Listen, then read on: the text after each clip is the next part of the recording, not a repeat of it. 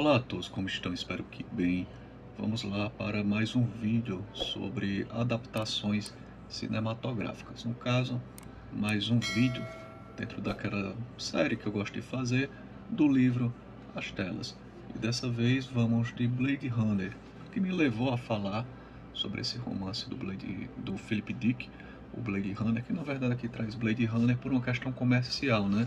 Em razão da ligação com o cinema, embora o título realmente original do Philip K. Dick seja Androides sonham com ovelhas elétricas, no caso, é uma pergunta. E o que me levou a falar sobre Blade Runner e fazer esse do livro As Telas é que eu venho fazendo isso aqui constantemente, comparando obra literária com adaptação cinematográfica. E anteriormente, há pouco tempo, eu mostrei algumas paródias dos quadrinhos nacionais com Blade Runner, no caso um HQ do Zé Carioca e outra HQ dos Trapalhões. Então vamos lá. Mas antes de começar, falar um pouco sobre essa edição. Essa é a edição da Aleph, com a tradução do Ronaldo Bressani.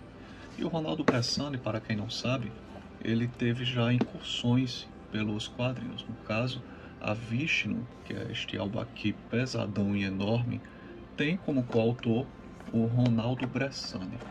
Eu já falei muito brevemente aqui de Vishnu quando mencionei quadrinhos da Quadrinhos na CIA que foram publicados durante aquele auge de publicações de quadrinhos nacionais aqui em nosso país, especialmente pela Quadrinhos na CIA.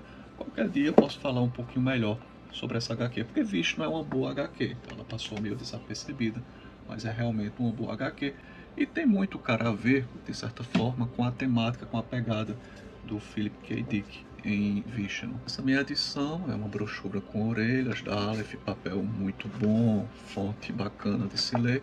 Eu a comprei dentro desta caixinha. Eles reuniram várias edições neste box, neste case aqui, uma luva, né? Não muito grossinha, mas quebra o galho.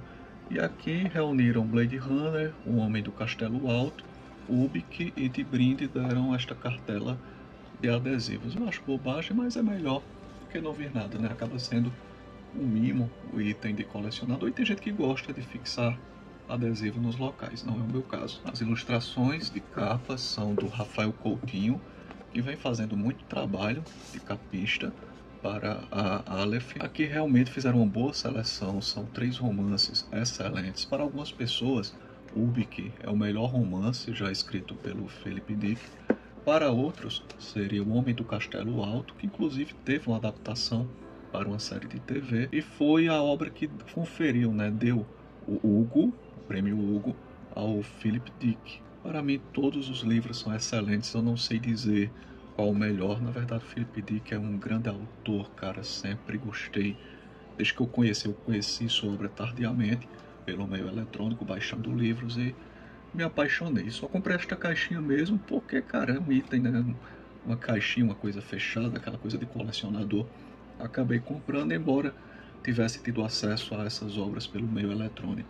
Mas vamos lá falar de Blade Runner, cara. No caso, é um romance muito bom. É aquele tipo de romance que você não consegue parar de ler.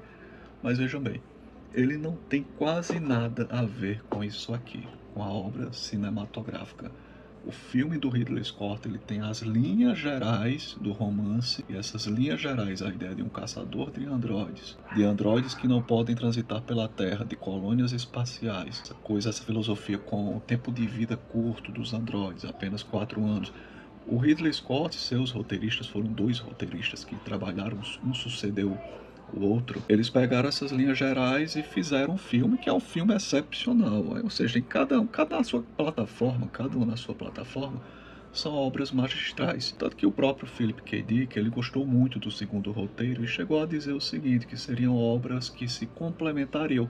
E eu vejo dessa forma também. É um filme maravilhoso, embora não tenha seguido muita coisa da obra original. Vou destacar, por exemplo, o seguinte, aqui no filme do Ridley Scott nós não temos essa figura da Rachel cativante como ela é. Na verdade, a Rachel do romance do Philip Dick é uma Rachel insossa, vazia, meio psicótica. Aliás, ela chega a matar no final a cabra do Deckard. Por que uma cabra? Porque tem essa coisa do colecionismo de animais naquele futuro distópico. A vida ela é muito sacralizada, porque há pouca vida após uma guerra que houve, a Guerra Terminus, e a vida ficou escassa. Então até insetos são itens muito caros e as pessoas tentam zelar pela vida animal, porque realmente quase não há mais vida animal e a pouca vida animal que existe vale muita grana. Após muito esforço, o Descartes consegue grana para comprar uma cabra e Rachel vai lá e o mata. Eu vou falar um pouco mais sobre isso.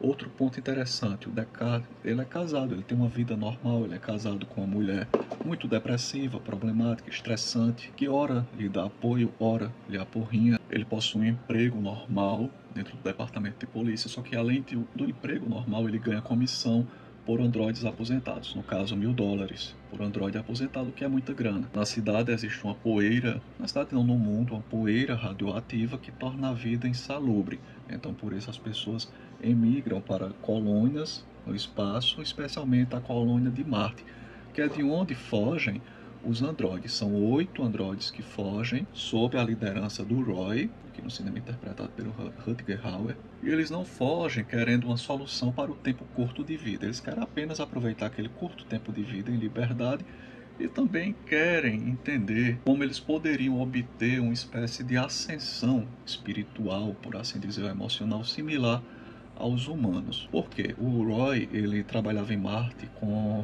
fármacos, e ali ele tentou, junto com alguns androides, fazer uma fusão de mentes para que os androides conseguissem uma espécie de ascensão espiritual e empática, coisa que eles não conseguem ter. Depois pregaram o terror em Marte e fugiram para a Terra. Essa coisa da ascensão mental, espiritual, ela é muito destacada aqui por Philip Dick. Aliás, o Philip Dick ele era extremamente religioso, se buscava muito aspectos de espiritualidade. Ele trouxe isso para o seu Blade Runner, ficou conhecido. As pessoas aqui no romance, elas possuem uma caixa de empatia, onde elas seguram manetes e entram em contato com uma entidade que seria um arquétipo cósmico chamado Messer. Daí vem a religião do messerismo e as pessoas mantêm uma comunhão de dor e de alegria. Tudo é compartilhado entre a humanidade por meio do messerismo. Ao final, se diz que o messerismo seria uma fraude, mesmo assim a gente fica um pouco em dúvida. Nesse mundo distópico aqui na Terra, existe um programa governamental, este programa é bancado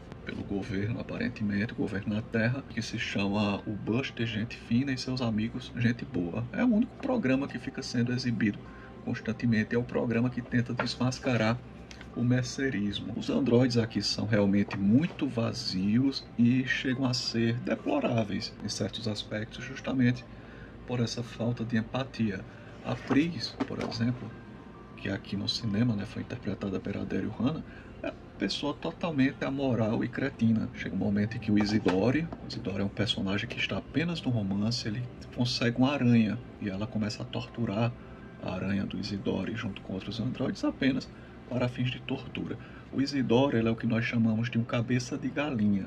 Ele é uma pessoa que não é normal, então ele se enquadra como especial. Ele foi afetado pela poeira radioativa e isso dificultou o seu intelecto. Então ele é uma pessoa com problemas de QI, de baixo QI. É no apartamento dele que os androides começam a se reunir. E ele foi substituído no cinema pelo Sebastian, só que no cinema o Sebastian é um gênio. Ele trabalha com a corporação Tyrell, com Tyrell diretamente, só que ele não pode ir para as estrelas em razão de seus problemas físicos. Ele teria uma espécie de progeria, envelhecimento precoce. E falando em Tyrell, ele também não existe aqui no romance. O que nós temos é a corporação Rosen, aparentemente encabeçada por um senhor Rosen, que não chega nem perto do Tyrell aqui do cinema, que é uma figura com ares divinos. Mas essencialmente a trama, tanto do Blade Runner cinematográfico quanto do literário, é a mesma coisa, Androides chegaram na Terra, eles não podem estar na Terra. Se trata do modelo Nexus 6, Nexus 6, como se quiser, e são modelos muito perspicazes, eles são sobre-humanos em inteligência, só que eles não têm a empatia.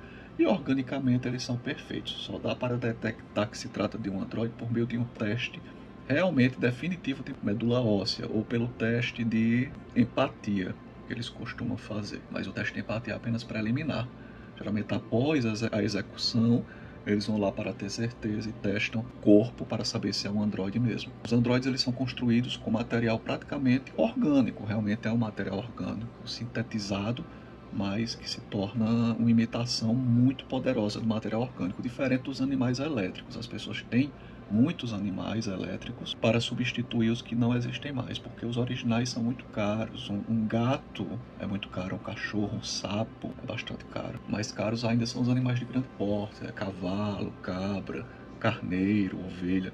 No caso do Descartes, ele começa o romance dizendo que tem uma ovelha elétrica, mas ele finge que é uma ovelha de verdade porque é vergonhoso dizer que se tem animais artificiais. Só que ali por dentro tem um painel de controle, existe dispositivo, tem fiação, é uma imitação, mas realmente tem uma estrutura mecânica e elétrica. E os androides não, eles realmente possuem uma estrutura orgânica. As lojas mais badaladas são as de animais. Uma pessoa demonstra status por quantos animais ela possui, não é por quantos veículos de luxo tem na garagem, não é por quantos animais ela possui. Então, um homem muito rico, ele talvez tenha uma tartaruga, um cachorro, um gato, um coelho, tudo de verdade em sua residência. Um homem mediano tem um animal elétrico e uma pessoa muito pobre não tem nada. Em razão disso, existe essa sacralidade com a vida, cuidar muito da vida, preservar a vida. A vida humana também, se tem muito cuidado com a sacralidade da vida humana. E a única vida que pode ser ceifada livremente seria a dos androides, porque eles seriam a antivida, eles seriam a invida. O mero faz de conta totalmente nocivo, eles acreditam no ambiente social. Então, quando eles fogem das colônias, especialmente da colônia de Marte, eles devem ser abatidos aqui em nosso planeta. Então é isso, a relação é essa, os androides fogem, o Descartes vai atrás e tem que aposentar esses androides, como os matando. O desfecho aqui no romance é muito simples, não tem nada daquela coisa poética que a gente tem no final com o famoso discurso improvisado de Rutger Hauer sobre vida breve, eternidade, imortalidade, não, nada disso. Aquele famoso discurso é lágrimas na chuva, né? Não, aqui isso não existe. Os androides realmente aqui são vistos como objetos, embora em um determinado momento o Descartes ele começa a se questionar sobre isso, tanto que ele procura ter uma noite de amor com a Rachel porque ele quer saber se assim terá mais empatia com os androides, mesmo assim ele não tem. Ele se encanta muito com a cantora de ópera, que é um androide, que tem que ser eliminada também. Ele chega a pensar que ele pode ser um androide. No cinema ficou definido, né, que realmente o Harrison Ford era um androide o tempo todo, mas aqui descobrimos que não, ele realmente é humano. E todo o romance é curioso, todo este romance do Philip Dick se passa em um dia, são 24 horas na vida do Descartes, correndo atrás e aposentando, ceifando a vida de androides. Se passa tudo em um único dia, cara. Em resumo, é um romance maravilhoso, aquele tipo de romance que você não consegue deixar de ler, que pede várias leituras, como quase tudo que o Philip Dick escreveu.